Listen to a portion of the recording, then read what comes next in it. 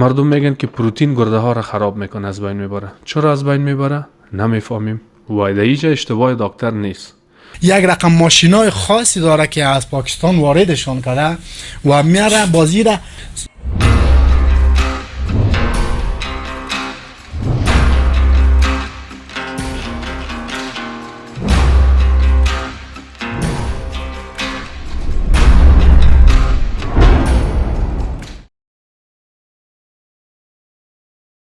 ما در کلاب اکثر کسان را میبینم که نو تمرین شروع کردن. یک هفته میشه یا 10 روز 20 روز میشه تمرین میکنن. اونا از ما سوال میکنن که دکتر صاحب ما نو تمرین شروع کردیم، میخوایم پروتین شروع کنیم ولی یک دو سه ماه بعد شروع میکنم. وقتی ما پرسان میکنم چرا حالا فعلا چرا شروع نمیکنی، میگه که میگن دو سه ماه بعد باید پروتین خورده شوه.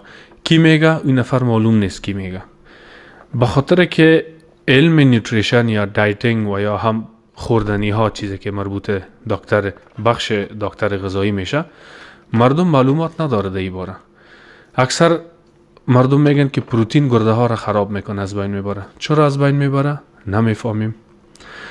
این دلیل داره که چرا مردم این فکر میکنه. به خاطر که اکثر کسانی که مشکل گرده پیدا کردن و ورزشکار بودن، وقتی اونا نزد دکتر رفتن، وقتی که دکتر صاحب پرسان کرده که ورزشکار هستی یا پروتین استفاده میکنی، بالا دلیل از او برای دکتر صاحب واضح شده. وایده ایجا اشتباه دکتر نیست. اشتباه ده ایست که او پروتینی که خریده شده، او پروتین اصلی نیست. ما میفهمیم، ما درباره از بسیار ویدیوها در صفحه خود انداختیم. او ویدیوها را ببینین که کمپانی های هستن که در اینجا دکاندار های هستن، پروتین میگیرن، پروتین میکشن، با جای پروتین دیگه چیزها را مندازن، تابلت های را مندازن که زود کسر وزن میته یا بدنت آب جذب میکنه، چاق میشی، کلان میشی، فکر میکنی که اندامم جور شد، در حالی که او غیر صحی است. یک رقم ماشینای خاصی داره که از پاکستان واردشان کرده و میاره بازی را. تقلب جدیت کوم حد کده؟ د سپلمنت تقلب بخی زیاد ده که در تو امازی پسلو که 90% ده هم روزان بنستمه. این دلیل عمدهش است که مردم فهمه که این درک دارن که پروتین گرده ها را خراب میکنه. اونا یک دلیل دارن. دکتری که میگه پروتین گرده های ازی بچه را یا ورزشکار خراب کرده، دلیل از او دکتر صاحب 100% بجای است. چون او پروتین غلط خورده که او میکس بوده، پروتینی بوده که او در پاکستان پروتینش کشیده شده، با جای یک چیز دیگه انداخته شده. وقتی که او را خورده، یک کسی یا جیگر یا گرداش از بین برده، خراب شده و بسیار مشکلات صحی دیگر را به بار آورده. با اون لحاظ کسانی که کلب شروع میکنن، حتی اگر کلب شروع نمیکنین پروتین میخورین، هیچ مشکل نداره، فایده داره، نقص نداره. ولی که پروتین اصلی باشه. پروتین اصلی را از کجا بگیرین؟ من نمبر تماس بر شما نوشته میکنم، با این نمبر تماس بگیرین و از قاری صاحب پروتین بگیرین. چون من خودم از اینجا پروتین میگیرم، اینا خودشان شخصا کمپانیشان است، از دبی به افغانستان وارد میکنن و انشاءالله مالشان خودشان ضمانت میکنن. مسئله دوم که سازمان صحی جهان WHO رسما میگه که 0.8 گرم پروتین هر انسانی که سپورت نمیکنه ضرورت داره. حتی سپورت نمیکنه ضرورت داره.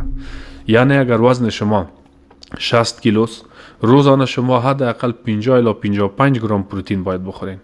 یکی یک کس ورزشکار است و عضله جور میکنه و میخواد که عضلاش کلان شوه، او خب باید روز حداقل اگر 60 کیلو وزن داره 120 گرم باید پروتین بخوره تا عضلاتش رشد کنه.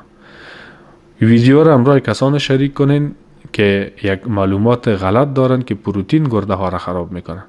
پروتینی که میکس نباشه، پروتینی که داخل قوطی پروتین چیز دیگه انداخته نشده باشه، و 100% بر شما فایده میکنه. حتی اگر کلب نمیرین پروتین بخورین.